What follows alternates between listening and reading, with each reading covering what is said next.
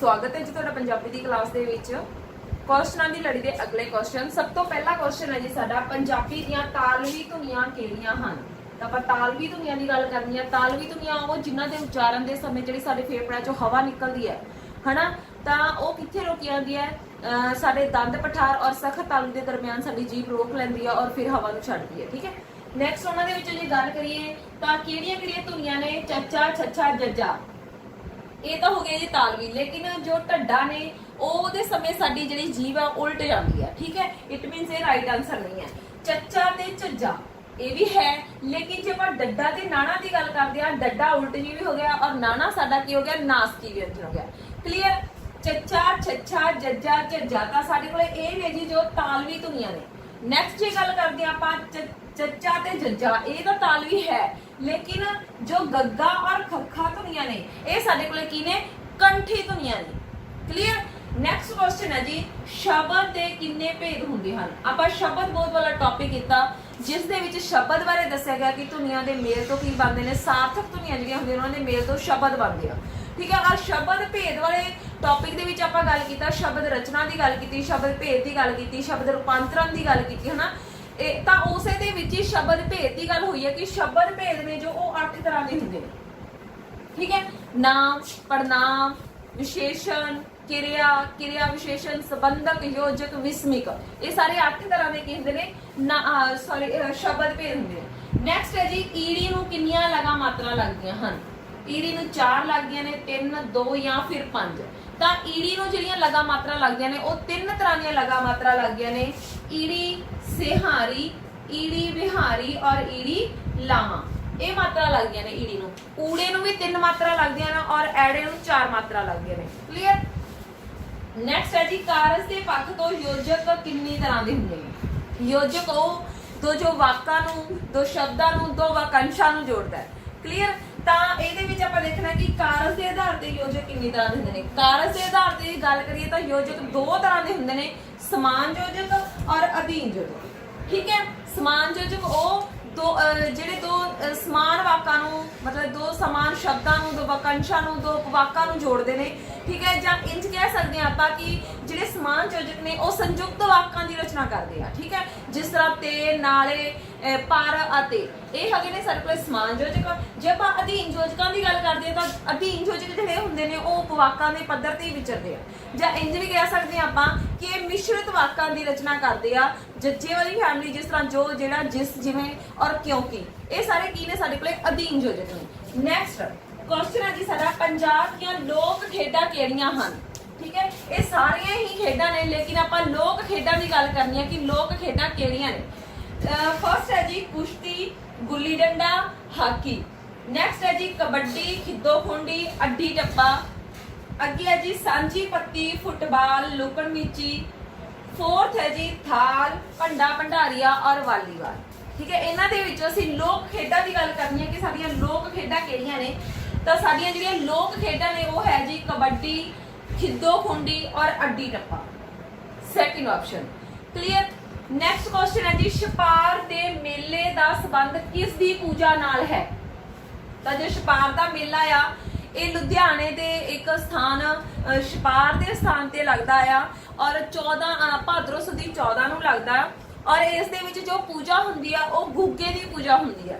ठीक है, कहते इत्थे गुग्गे दी माड़ी बनाई हुई है जिहड़ी कि राजस्थान तो मिट्टी लिया के बनाई हुई है भगतां ने। क्लियर? नेक्स्ट है जी कृपा करके बख्श लेहो श्लोक किस द्वारा रचित है? गुरु नानक देव जी द्वारा, गुरु अमरदास जी द्वारा, गुरु अर्जन देव जी द्वारा या फिर बाबा फरीद जी द्वारा। जो कृपा करके बख्श ले श्लोक है ये गुरु अमरदास जी द्वारा रचित शब्द है और इस दे विच गुरु अमरदास जी परमात्मा नूं कह रहे ने कि सानू अपनी कृपा दा पात्र बना लो, सानू बख्श दो, असी औगणहार आ, तुसी सानू इस धरती ते की भेजिया नाम जपण दे, लेकिन असी उस तो नहीं छोटे, असी औगणा नाल भरे होए आ। जेकर औगणा दे सहारे साडा मतलब कि तुसी निबेड़ा कीता तां असी औगणा दे सहारे कदे भी मुक्ति प्राप्त नहीं कर सकदे। इस करके तुसी सानू कृपा करो, बख्श दो और अपने जो दर्शन दीदार है उहदा मतलब कि सानू करवाओ। ठीक है, नैक्सट है जी रबाब मंगाउण दा बिरतांत किस द्वारा लिखा गया है? ਤਾਂ ਜੋ ਰਬਾਬ ਮੰਗਾਉਣ ਦਾ ਬਿਰਤਾਂਤ ਹੈ ਇਹ ਵਾਰਤਕ ਰਚਨਾ ਆ ਇਹ ਕਿਸ ਤਰ੍ਹਾਂ ਲਿਖੀ ਗਈ ਹੈ? ਪ੍ਰਿੰਸੀਪਲ ਤੇਜਾ, ਗਿਆਨੀ ਦਿੱਤ ਸਿੰਘ, ਸਰਦਾਰ ਕਪੂਰ ਸਿੰਘ, ਡਾਕਟਰ ਬਲਵੀਰ ਸਿੰਘ। ਤਾਂ ਜੋ ਰਬਾਬ ਮੰਗਾਉਣ ਦਾ ਬਿਰਤਾਂਤ ਵਾਰਤਕ ਰਚਨਾ ਹੈ, ਇਹ ਗਿਆਨੀ ਦਿੱਤ ਸਿੰਘ ਜੀ ਦੁਆਰਾ ਲਿਖੀ ਗਈ ਰਚਨਾ ਆ।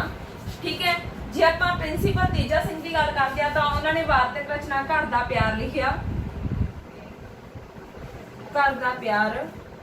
ਔਰ ਜੇ ਕਪੂਰ ਸਿੰਘ ਦੀ ਗੱਲ ਕਰਦੇ ਆ ਤਾਂ ਉਹਨਾਂ ਨੇ ਬਾਬਾ ਰਾਮ ਸਿੰਘ ਕੂਕਾ ਲਿਖਿਆ, ਬਾਬਾ ਰਾਮ ਸਿੰਘ ਕੂਕਾ ਵਾਰਤਕ ਰਚਨਾ ਕੀਤੀ। ਔਰ ਡਾਕਟਰ ਬਲਵੀਰ ਸਿੰਘ ਨੇ ਪ੍ਰਾਰਥਨਾ ਵਾਰਤਕ ਰਚਨਾ। ਠੀਕ ਹੈ, ਨੈਕਸਟ ਹੈ ਜੀ ਡਾਕਟਰ ਹਰਜਨ ਸਿੰਘ ਨੇ ਕਿਹੜੀ ਇਕਾਂਗੀ ਲਿਖੀ ਹੈ? ਦੂਜਾ ਵਿਆਹ, ਬੰਬ ਕੇਸ, ਜਾਂ ਫਿਰ ਜਫਰਨਾਮਾ ਜਾਂ ਸਮੁੰਦਰੋਂ ਪਾਰ। ਤਾਂ ਉਹਨਾਂ ਨੇ ਜੋ ਲਿਖਿਆ ਜਫਰਨਾਮਾ ਇਕਾਂਗੀ ਲਿਖੀ ਹੋਈ ਹੈ। ਇਹ ਮਤਲਬ ਕਿ ਇਤਿਹਾਸਿਕ ਇਕਾਂਗੀ ਹੈ ਜਿਹੜੀ ਕਿ ਉਹਨਾਂ ਨੇ 1966 ਈਸਵੀ ਦੇ ਵਿੱਚ ਜਦੋਂ ਖੇਡੀ ਚੰਡੀਗੜ੍ਹ ਦੇ ਵਿੱਚ ਤਾਂ ਉਹਨੂੰ ਪਹਿਲਾ ਸਥਾਨ ਪ੍ਰਾਪਤ ਹੋਇਆ ਇਕਾਂਗੀ ਨੂੰ। ਠੀਕ ਹੈ, ਔਰ ਇਹ ਮਤਲਬ ਕਿ ਜਿਹੜੀ ਗੁਰੂ ਗੋਬਿੰਦ ਸਿੰਘ ਜੀ ਨੇ ਜੋ ਪੱਤਰ ਜਫਰਨਾਮਾ ਹਨਾ ਜਿਹੜਾ ਫਾਰਸੀ ਭਾਸ਼ਾ ਵਿੱਚ ਲਿਖਿਆ ਸੀ ਔਰੰਗਜ਼ੇਬ ਨੂੰ ਹਨਾ, ਉਸ ਤੇ ਆਧਾਰਿਤ ਇਕਾਂਗੀ ਹੈ। ਜੇ ਆਪਾਂ ਦੂਜੇ ਵਿਆਹ ਦੀ ਗੱਲ ਕਰਦੇ ਹਾਂ ਇਕਾਂਗੀ ਤਾਂ ਇਹ ਸੰਤ ਸਿੰਘ ਸੇਖੋਂ ਨੇ ਲਿਖੀ ਹੋਈ ਇਕਾਂਗੀ ਹੈ, ਸੰਤ ਸਿੰਘ ਸੇਖੋਂ। ਔਰ ਬੰਬ ਕੇਸ ਦੀ ਗੱਲ ਕਰੀਏ ਤਾਂ ਇਹ ਬਲਵੰਤ ਗਾਰਗੀ ਦੀ ਇਕਾਂਗੀ ਹੈ। ਸਮੁੰਦਰੋਂ ਪਾਰ ਕਪੂਰ ਸਿੰਘ ਘੁੰਮਣ ਦੀ, ਕਪੂਰ ਸਿੰਘ ਘੁੰਮਣ। ਠੀਕ ਹੈ, ਡਾਕਟਰ ਕਪੂਰ ਸਿੰਘ ਘੁੰਮਣ ਦੀ ਇਕਾਂਗੀ ਹੈ। ਸਾਡਾ ਨੈਕਸਟ ਕੁਐਸਚਨ ਹੈ ਕੁਲਵੰਤ ਸਿੰਘ ਵਿਰਕ ਨੇ ਕਿਹੜੀ ਕਹਾਣੀ ਲਿਖੀ? ਇੱਕ ਪੈਰ ਘੱਟ ਤੁਰਨਾ, ਧਰਤੀ ਹੇਠਲਾ ਬਲਦ, ਅੰਗ ਸੰਗ ਜਾਂ ਫਿਰ ਕੁਲਫੀ। ਤਾਂ ਜੋ ਕੁਲਵੰਤ ਸਿੰਘ ਵਿਰਕ ਨੇ ਕਹਾਣੀ ਲਿਖੀ ਹੈ ਉਹ ਲਿਖੀ ਹੈ ਜੀ ਧਰਤੀ ਹੇਠਲਾ ਬਲਦ ਕਹਾਣੀ। ਠੀਕ ਹੈ, ਜਿਸ ਦੇ ਵਿੱਚ ਇੱਕ ਫੌਜੀ ਦੇ ਪਿਤਾ ਦੁਆਰਾ ਆਪਣੇ ਪੁੱਤਰ ਦੀ ਸ਼ਹੀਦੀ ਨੂੰ ਲੁਕਾਇਆ ਗਿਆ ਉਸਦੇ ਹੀ ਦੋਸਤ ਤੋਂ, ਫੌਜੀ ਦੋਸਤ ਤੋਂ, ਤਾਂ ਕਿ ਉਹਦੀ ਜਿਹੜੀਆਂ ਛੁੱਟੀਆਂ ਨੇ ਖਰਾਬ ਨਾ ਹੋਣ। ਲੇਕਿਨ ਜਦੋਂ ਫੌਜੀ ਦੋਸਤ ਨੂੰ ਇਸ ਬਾਰੇ ਪਤਾ ਚੱਲਦਾ ਹੈ ਤਾਂ ਉਹ ਮਤਲਬ ਕਿ ਜਾਣ ਕੇ ਹੈਰਾਨ ਹੁੰਦਾ ਕਿ ਇੰਨਾ ਜਿਹੜਾ ਗਮ ਸੀ, ਦੁੱਖ ਸੀ, ਉਸ ਇਨਸਾਨ ਨੇ ਕਿਵੇਂ ਆਪਣੇ ਅੰਦਰ ਸਮੋ ਕੇ ਰੱਖਿਆ ਹਨਾ। ਨੈਕਸਟ ਆਪਾਂ ਗੱਲ ਕਰਦੇ ਹਾਂ ਅਜੀਤ ਇੱਕ ਪੈਰ ਘੱਟ ਤੁਰਨਾ। ਤਾਂ ਇਹ ਅਜੀਤ ਕੌਰ ਦੀ ਕਹਾਣੀ ਹੈ। ਅੰਗ ਸੰਗ ਵਰਿਆਮ ਸੰਧੂ ਦੀ ਕਹਾਣੀ ਹੈ, ਵਰਿਆਮ ਸੰਧੂ। ਔਰ ਕੁਲਫੀ ਸੁਜਾਨ ਸਿੰਘ ਦੀ ਕਹਾਣੀ ਹੈ। ਠੀਕ ਹੈ, ਨੈਕਸਟ ਕੁਐਸਚਨ ਹੈ ਜੀ ਸਾਂਝੀ ਕੰਧ ਕਹਾਣੀ ਕਿਸ ਦੁਆਰਾ ਲਿਖੀ ਗਈ ਹੈ? ਸੰਤੋਖ ਸਿੰਘ ਧੀਰ, ਨਾਨਕ ਸਿੰਘ, ਸਵਿੰਦਰ ਸਿੰਘ ਉੱਪਲ ਜਾਂ ਫਿਰ ਨਵਤੇਜ ਸਿੰਘ। ਤਾਂ ਜੋ ਸਾਂਝੀ ਕੰਧ ਕਹਾਣੀ ਹੈ ਇਹ ਸੰਤੋਖ ਸਿੰਘ ਧੀਰ ਦੁਆਰਾ ਲਿਖੀ ਗਈ ਹੈ, ਜਿਸ ਦੇ ਵਿੱਚ ਅੰਕਿਤ ਕੀਤਾ ਗਿਆ ਵੀ ਮਤਲਬ ਕਿ ਦੋ ਭਰਾ ਹੁੰਦੇ ਨੇ, ਆਪਸ ਦੇ ਵਿੱਚ ਕੰਧ ਕੱਢਣੀ ਹੁੰਦੀ ਹੈ। ਤਾਂ ਉਹ ਇੱਕ ਜਿਹੜਾ ਜਿਹਦੀ ਕੰਡੀਸ਼ਨ ਆਰਥਿਕ ਮਤਲਬ ਕਿ ਕੰਡੀਸ਼ਨ ਸਹੀ ਹੁੰਦੀ ਹੈ ਉਹ ਪੈਸੇ ਨਹੀਂ ਦਿੰਦਾ ਕਿਸੇ ਆਪਣੇ ਮੋਤਵਰ ਬੰਦੇ ਦੇ ਪਿੱਛੇ ਲੱਗ ਕੇ ਹਨਾ। ਲੇਕਿਨ ਜਦੋਂ ਉਹਨੂੰ ਆਪਣੇ ਭਰਾ ਦੇ ਦੁੱਖ ਬਾਰੇ ਪਤਾ ਚੱਲਦਾ, ਉਹਦੀ ਬਿਮਾਰੀ ਬਾਰੇ ਪਤਾ ਚੱਲਦਾ ਤਾਂ ਉਹ ਸਭ ਕੁਝ ਛੱਡ ਕੇ ਉਹਦੇ ਘਰੇ ਜਾਂਦਾ ਹਨਾ। ਤਾਂ ਉਹ ਇਸ ਦੇ ਥਰੂ ਉਹਨਾਂ ਦੀ ਜੋ ਸੱਭਿਆਚਾਰਕ ਸਾਂਝ ਆ ਉਸ ਨੂੰ ਪੇਸ਼ ਕੀਤਾ ਗਿਆ। ਠੀਕ ਹੈ, ਜੇ ਨਾਨਕ ਸਿੰਘ ਦੀ ਗੱਲ ਕਰਦੇ ਆ ਤਾਂ ਉਹਨਾਂ ਨੇ ਕੱਲੋ ਕਹਾਣੀ ਲਿਖੀ ਹੈ। ਔਰ ਸਵਿੰਦਰ ਸਿੰਘ ਉੱਪਰ ਨੇ ਜਨਮ ਦਿਨ ਕਹਾਣੀ ਲਿਖੀ ਹੈ।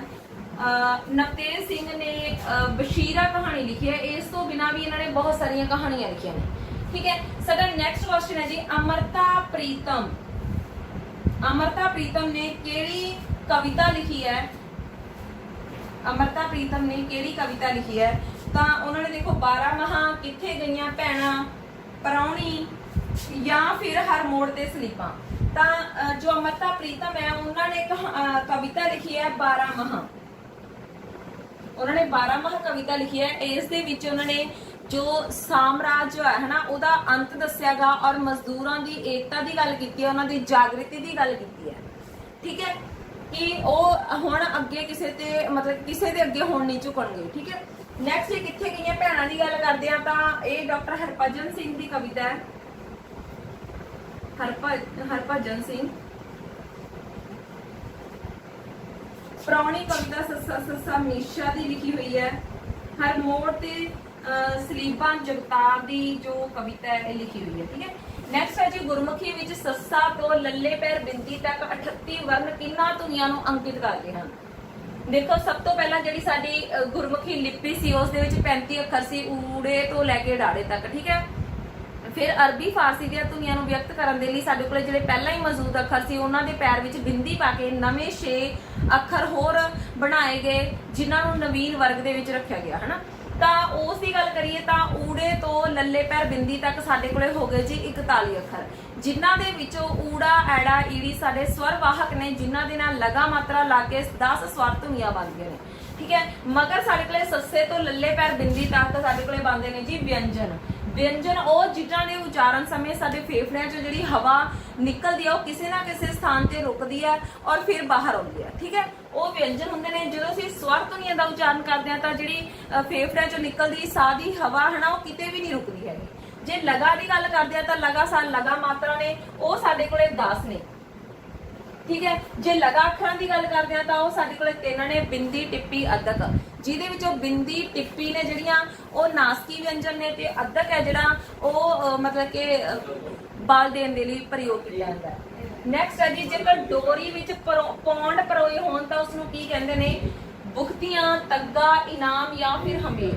ਜਦੋਂ ਡੋਰੀ ਦੇ ਵਿੱਚ ਪੌਂਡ ਪਰੋਏ ਜਾਂਦੇ ਨੇ ਤਾਂ ਉਸ ਨੂੰ ਤੱਗਾ ਕਿਹਾ ਜਾਂਦਾ ਹੈ।